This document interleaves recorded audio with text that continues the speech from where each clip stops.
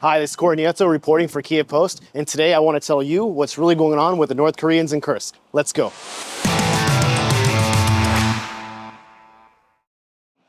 On January 11th, Ukraine released the first interrogation footage of captured North Korean soldiers, showcasing the first concrete, non-refutable proof that Kim Jong-un has sent his men thousands of miles away to fight a war against Ukraine. Чи знаєте ви, де ви зараз? 지금 여기가 어딘지 알아? Не знає. Ви перебуваєте в Україні. At the same time, it confirmed many speculations held by international agencies, including the use of Russian-issued military IDs. But even with all of the footage, a lot of questions still remain unanswered.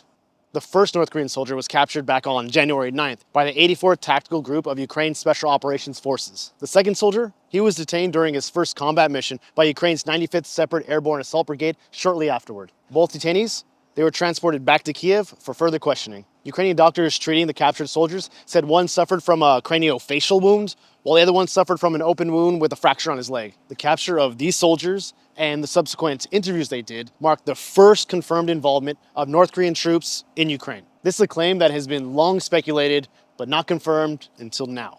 But just keep in mind, this is not the first time that Ukraine captured a North Korean prisoner of war. They captured one back in late December, but that one succumbed to his injuries shortly thereafter before he was able to provide information about his background or his deployment. One of the detainees was found carrying a Russian military ID without being able to speak Russian, thus confirming South Korea's reports back in October of 2024 that Pyongyang is trying to conceal North Korea's involvement in this war. When questioned, one soldier said he was... When questioned, one soldier claimed he was initially told he would undergo training exercises. А що вам казали ваші командири, коли відправляли на війну? 그러면 여기 지휘관들 모자는 뭐라고 그랬어? 누구랑 싸운다고 했어? 훈련을 실전처럼 해본다고 했어요. Йому казали, що просто тренування. Where have we heard that before? However, upon arriving to Russia, he was sent directly to the front lines in the Kursk region. After a mutual defense pact was signed back in June of 2024, North Korea's support for Russia intensified later that year, with Ukraine and South Korea claiming that Pyongyang has been sending men for combat operations alongside Russian troops. The capture of these soldiers now confirms their active participation in this war. Since August of 2024, Ukraine has captured settlements in Russia's Kursk region. In late 2024, Russia began recapturing some of these territories with the help of North Korean reinforcements, with Western intelligence agencies saying that more than 10,000 North Korean troops have been deployed. On January 7th, Ukrainian Special Forces said it eliminated 13 North Korean troops, 5 in a gunfight, and 8 more using drones. The successful use of drones against North Korean troops also indicated their unfamiliarity with modern warfare. But at the same time, some Ukrainian troops have said the North Koreans' proficiency in small arms has allowed them to down drones with basic automatic weapons, with the Ukrainian troops cautioning not to underestimate North Korean forces. According to Ukraine and South Korea, North Korean units were deployed en masse in December of 2024 in Russia's Kursk region to support Russian ground forces. Many of these forces lacked equipment and training, which led to significant losses on the battlefield. As of mid-January, South Korea has claimed that over 300 North Korean troops have been killed while fighting against Ukraine, leaving thousands more wounded. But you have to remember that the official count still remains unclear.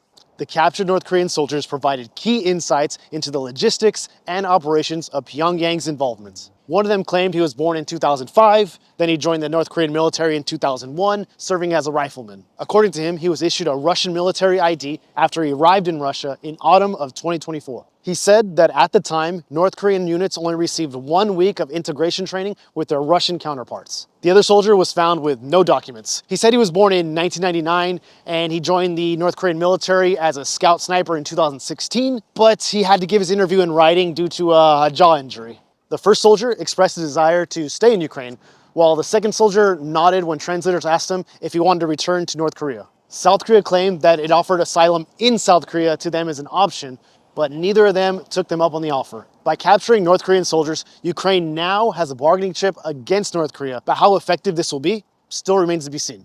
President Zelensky offered to exchange the captured North Korean troops for Ukrainian troops in Russia's custody, but whether this will be considered still remains unclear. While we know for certain that North Korean boots are on the ground in Russia, we still don't know whose idea it was to begin with. Putin's or Kim's. And what Pyongyang gets from Russia in return, whether it's missile technology, money, this still remains a matter of public speculation. To answer all of these questions, Kyiv might have to capture higher-ranking personnel. But with reports of North Korean troops being issued memos telling them to choose suicide over capture, this may be a challenging undertaking. The captures of these 2 North Korean soldiers and interrogations only offers a glimpse into Pyongyang's involvement in the war in Ukraine. But the latest confirmation acts as only a witness to how the war in Ukraine is turning into a wider conflict. For more fresh news about Ukraine, follow us at Kyiv Post.